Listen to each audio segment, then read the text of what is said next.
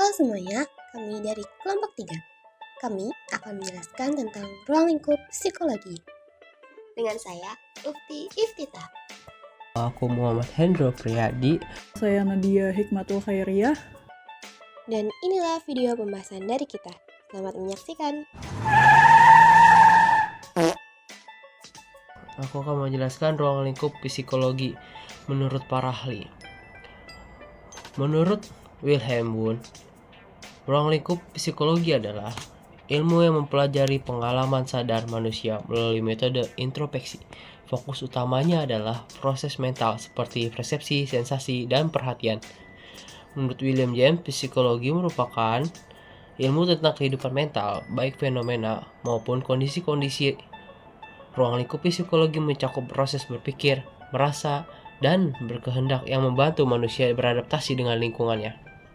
Terus, menurut Sigmund Freud, bahwa ruang lingkup psikologi juga mencakup alam bawah sadar yang mempengaruhi perilaku manusia. Jadi psikologi bukan hanya kesadaran, tetapi juga motivasi, dorongan, dan konflik psikodinamik. Nah, selanjutnya adalah ruang lingkup psikologi. Jadi, ruang lingkup psikologi itu ada dua, yaitu psikologi yang mempelajari manusia dan psikologi yang mempelajari hewan. Pada video kali ini, pembahasan kita yaitu tentang psikologi yang meneliti dan mempelajari manusia. Psikologi yang meneliti dan mempelajari manusia itu ada dua, yaitu berdasarkan tujuannya dan berdasarkan objek. Berdasarkan tujuan, ada psikologi teoritis, yaitu psikologi dipelajari dengan tujuan untuk mengembangkan ilmu. Dan psikologi praktis yaitu psikologi yang dipelajari dengan tujuan untuk kebutuhan praktis, khususnya problem solving. Terus berdasarkan objeknya ada psikologi umum, yaitu psikologi meneliti dan mempelajari kegiatan psikis manusia yang tercermin dalam perilaku pada umumnya, yang dewasa, yang normal, dan yang berkultur. Terus ada psikologi khusus, yaitu psikologi yang menyelidiki dan mempelajari segi-segi kekhususan dari aktivitas-aktivitas psikis manusia tersebut. Selanjutnya kita akan bahas tentang psikologi khusus yang terbagi menjadi 11 poin. Yang pertama adalah psikologi konseling dan klinis. Apa sih psikologi konseling dan klinis? Jadi psikologi konseling dan klinis ini merupakan salah satu bidang psikologi terapan yang berperan sebagai salah satu disiplin kesehatan mental dengan menggunakan prinsip-prinsip psikologi untuk memahami, mendiagnosis, dan mengatasi berbagai masalah penyakit psikologis. Nah, yang kedua itu ada psikologi eksperimen. Psikologi eksperimen ini cabang psikologi yang mengkaji proses sensing, perceiving, learning, dan thinking. Terus yang ketiga ada psikologi perkembangan, yaitu bidang psikologi yang mempelajari perkembangan manusia dan faktor-faktor yang membentuk perilaku seseorang dari lahir sampai dengan lanjut usia. Poin keempat yaitu psikologi sosial.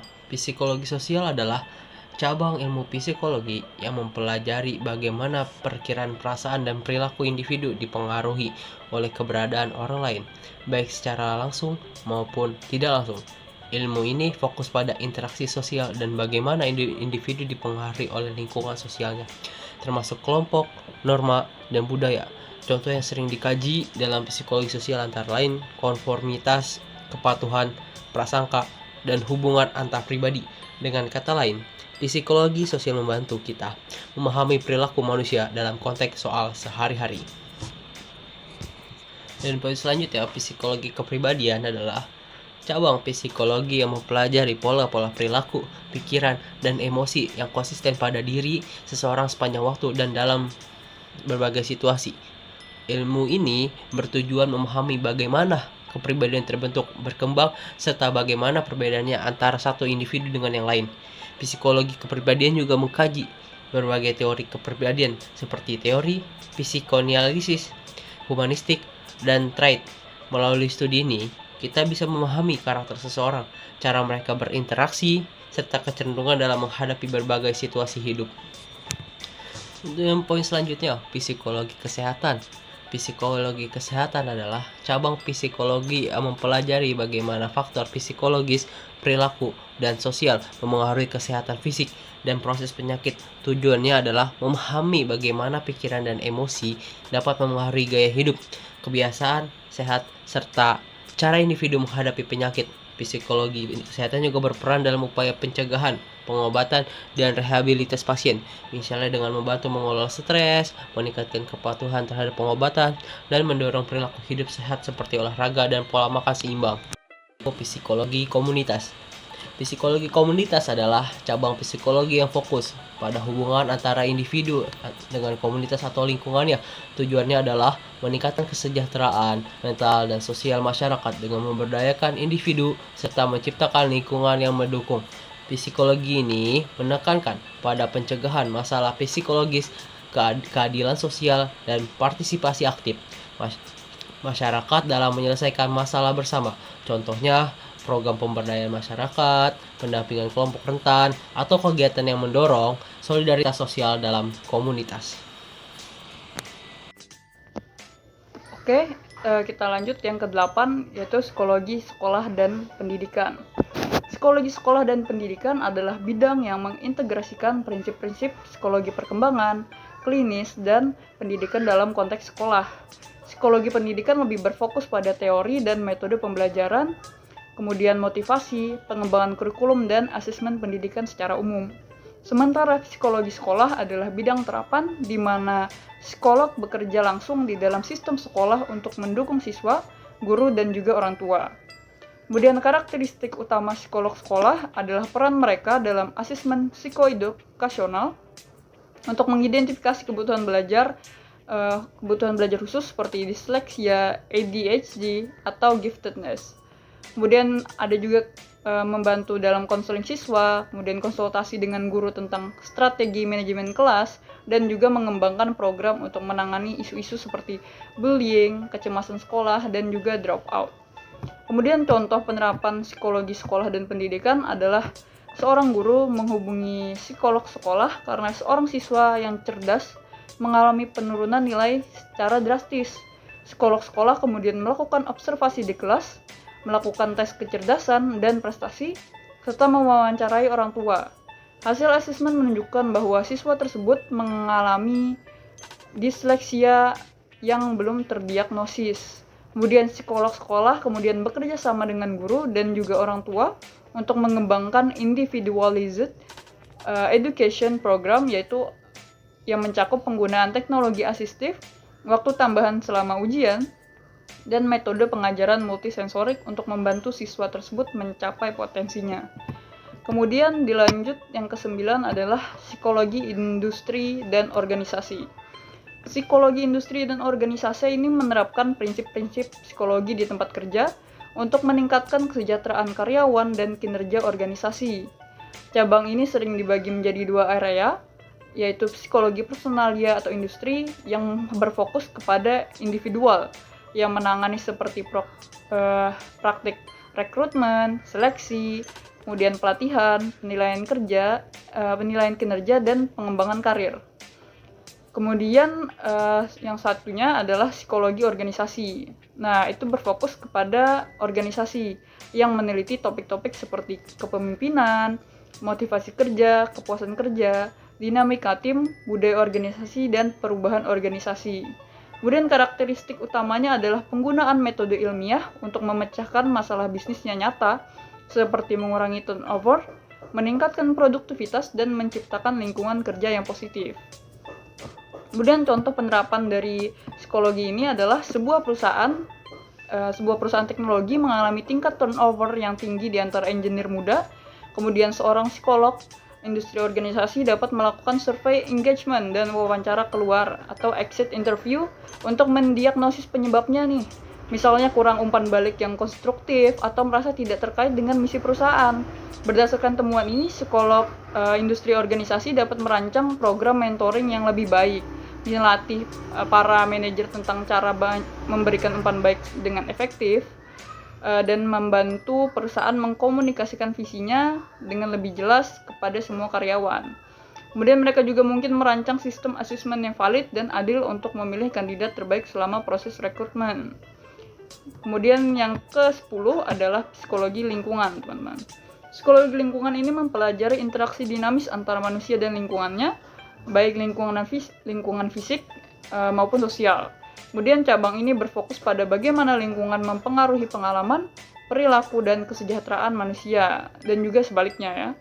Bagaimana manusia mempengaruhi lingkungan melalui perilaku mereka, dan karakteristik utamanya adalah pendekatan interdisipliner yang menggabungkan ilmu arsitektur, kemudian perencanaan kota, geografi, dan sosiologi. Topik-topik yang dipelajari meliputi persepsi dan kognisi lingkungan, pengaruh keramaian, kebisingan, polusi, desain arsitektur, privasi, ruang personal, dan perilaku pro lingkungan. Kemudian contoh penerapan dari psikologi ini adalah sebuah firma arsitektur ingin merancang sebuah rumah sakit yang mempromosikan penyembuhan pasien.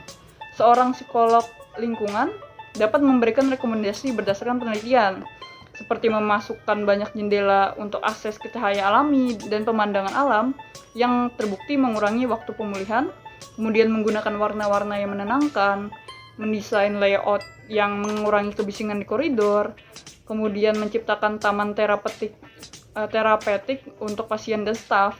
Contoh lain misalkan merencanakan kampanye publik untuk mendorong daur ulang dan memahami faktor-faktor psikologis yang mempengaruhi perilaku tersebut, seperti membuat fasilitas daur ulang lebih mudah diakses dan menciptakan norma sosial bahwa daur ulang adalah hal yang normal dilakukan. Kemudian yang terakhir nih, yang ke-11 yaitu psikologi lintas budaya. Psikologi lintas budaya itu adalah cabang yang mempelajari bagaimana faktor-faktor budaya mempengaruhi perilaku, kognisi, dan emosi manusia.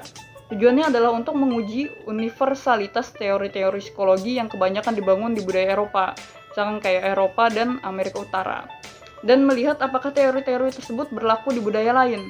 Karakteristik utamanya adalah penggunaan perbandingan metodologis yang cermat antar berbagai kelompok budaya dan membedakan mana aspek psikologis yang universal dan mana yang spesifik untuk budaya tertentu.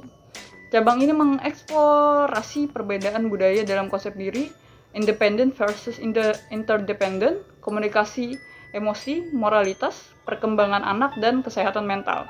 Psikologi lintas budaya sangat penting dalam era globalisasi untuk menghindari namanya etnosentrisme.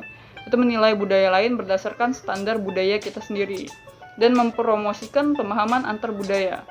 Contoh penerapan dari psikologi ini adalah seorang terapis yang bekerja dengan keluarga imigran dari budaya kolektivis mungkin mengalami kesulitan karena keluarga tersebut menolak intervensi yang menekankan otonomi individu remaja mereka, yang justru sangat dihargai dalam budaya barat. Dengan pemahaman lintas budaya, terapis dapat menghargai nilai-nilai kolektivis keluarga tersebut dan menyesuaikan pendekatan treatmentnya, misalnya dengan melibatkan seluruh keluarga dalam proses terapi dan merumuskan tujuan yang selaras dengan nilai-nilai harmoni keluarga alih-alih hanya fokus pada individu. Dalam dunia bisnis, psikologi lintas budaya membantu perusahaan multinasional dalam melatih ekspatriat, merundingkan kontrak internasional, dan mengelola tim yang beragam budayanya. Jadi kesimpulannya teman-teman, kesimpulannya adalah ruang lingkup psikologi adalah psikologi yang mempelajari secara mendalam aspek-aspek pikiran, kemudian perilaku, dan proses mental manusia baik yang terlihat maupun yang tidak terlihat, dan dalam berbagai tahapan kehidupan dan interaksi sosial. Kemudian ruang lingkupnya sangat luas dan terbagi menjadi berbagai bidang khusus yang sudah kita jelaskan tadi, seperti psikologi perkembangan, psikologi sosial, psikologi pendidikan, psikologi industri, dan psikologi kepribadian, yang semuanya bertujuan untuk memahami diri manusia secara menyeluruh untuk memecahkan masalah dan meningkatkan kesejahteraan individu dan juga masyarakat. Mungkin sekian dari pembahasan kelompok kami mengenai ruang lingkup psikologi. Mohon maaf apabila ada kesalahan kata ataupun kekurangan. Kami mohon maaf. Terima kasih karena sudah mengeluangkan waktunya untuk menyimak materi yang kami sampaikan. Assalamualaikum warahmatullahi wabarakatuh. Nah, ini adalah beberapa pertanyaan dari teman-teman yang sudah kami berikan Jawabannya pada saat presentasi sebelumnya.